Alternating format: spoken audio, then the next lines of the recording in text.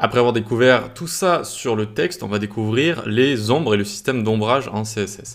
Donc là, on peut enlever tout ce qui est H1, etc.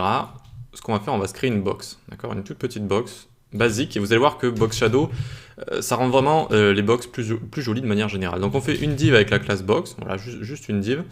Et allez, à l'intérieur, on peut se mettre un petit H2 lorem 5 comme ça, très bien. Ensuite, on vient ici, la box, on va lui donner une width de 250 pixels, une hauteur 200 pixels. Voilà, nickel. Et alors, pour la faire bien ressortir, on va lui mettre une bordure. Un pixel solide hashtag 333. Tac. On voit notre box qui est juste ici. Alors, ce que j'aurais voulu faire de mieux, c'est la rendre plus haute que large. Voilà, faire une chose plutôt comme ça. On va la séparer du mur, enfin du mur, vous l'aurez compris, hein, du côté, avec juste une marge ici, très bien. Et ce qu'on va faire sur notre H3, on va le text align center, comme ça, tac. Alors c'est un H2 ou un H3 que j'ai utilisé? Un H2.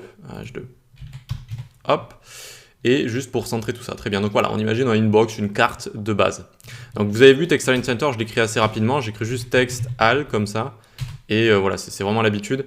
Et vous pouvez l'écrire très rapidement après. Donc petit à petit, vous allez l'avoir dans les doigts et vous allez vraiment coder de plus en plus vite. Donc, comment on rajoute une ombre à cette boîte ici? Eh bien, on va utiliser Box Shadow. Box Shadow, comme ça. Ça va prendre pas mal de valeurs. Les premières valeurs, c'est le décalage de l'ombre sur X et sur Y. Pour l'instant, on met à 0. 0, 0 sur X et sur Y. Ensuite, c'est la dose de flou.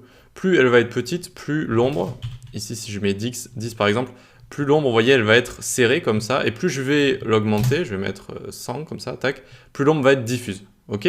Donc on laisse sur 10, après on va voir l'étendue ici, je vais y revenir après, et ensuite on peut gérer la couleur également. Et en général, on met un RGBA, 0, 0, 0, c'est la couleur noire, et par exemple 0,5 d'opacité. D'accord? Et vous voyez que ça nous donne comme ça nous fait vraiment ressortir la carte, et on peut même enlever maintenant la bordure. Hop, on enlève la bordure, et ça fait quand même ressortir la carte, et ça donne un effet tout de suite beaucoup plus sympa. Vous voyez, pour mettre l'accent sur des éléments, ça donne vraiment un effet beaucoup plus sympa. Donc, regardons, testons un petit peu notre flou ici. Si je mets 50, qu'est-ce qui se passe? Vous voyez que ça va l'étendre, ça va l'étirer, si vous voulez, de tous les côtés. D'accord? Maintenant, on a en fait la quatrième valeur qui est ici, qui est l'étendue. Là, c'est le flou, et là, c'est l'étendue. C'est-à-dire qu'on va vraiment pouvoir gérer si on a envie de étaler encore plus le flou, ou si on a envie de, au contraire, faire l'inverse de l'étaler, donc le renfermer sous la carte. Regardez, si je mets 100 ici, 100 pixels, alors 100 pixels, tac, c'est venu étaler le flou autour comme ça, mais de manière vraiment exagérée, donc c'est pas très joli, mais c'est pour que vous compreniez bien ce qui se passe, ça va venir vraiment étaler le flou, d'accord? C'est la valeur d'étalage, c'est le spread, ça veut dire étalage, étaler. Étaler ou étendre.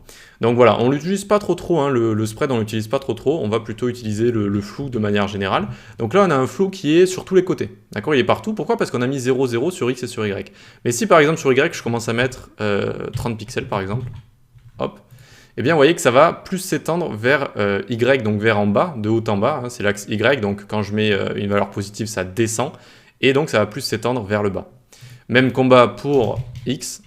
Si je commence à mettre 30 pixels ici, ça va aller vers où à votre avis? L'axe X de gauche à droite, donc eh bien, ça va aller vers la droite, si je rajoute 30 pixels. Ok? Donc voilà, vous pouvez gérer ça. Par exemple, si vous avez envie que l'ombre elle aille un peu en bas à droite ici, eh bien, on va mettre 10 pixels sur X, 10 pixels sur Y, par exemple. Tac. Et on a notre ombre qui est vers ici. Voilà, ça donne un petit effet comme ça. Voilà. On peut gérer l'opacité ensuite ici. Si j'en mets 0,1, ça va être vraiment discret.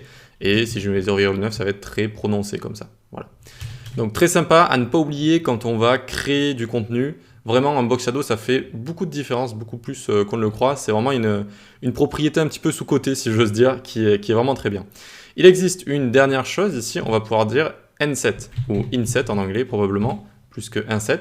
Et en fait, ça va mettre l'ombre à l'intérieur de l'élément et non plus à l'extérieur de l'élément, je cherchais mes mots, mais tout simplement à l'extérieur de l'élément. C'est-à-dire qu'ici, on va remettre à 0, 0 sur X et sur Y, et vous voyez, l'ombre, elle est à l'intérieur ici. Alors, on va essayer de la marquer un petit peu plus, hein. On va mettre par exemple 0,9 ici, et regardez, l'ombre est à l'intérieur. Inset, c'est à l'intérieur. Voilà, donc de base, elle est portée sur l'extérieur, si on ne met pas inset, hop, elle est sur l'extérieur, mais on peut, dans certains cas, et normalement je vous montrerai dans pas mal de sections, comment faire un petit effet sympa d'animation avec Inset notamment. Voilà donc pour tout ce qui est Box Shadow. Maintenant on va voir Text Shadow, donc l'Inset, on va l'enlever, tac, je vais juste le laisser en commentaire pour le code source que je vous mets tout le temps en description sous chaque vidéo.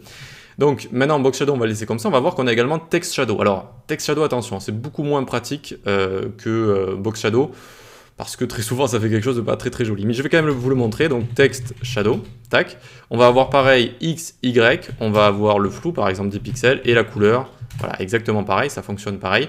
Et bon voilà, vous voyez un petit peu ce que ça fait. C'est pas foufou quoi, ça peut faire des effets néons sympas, je sais comment le faire. Pourquoi pas, si j'y pense, on le fera dans une vidéo.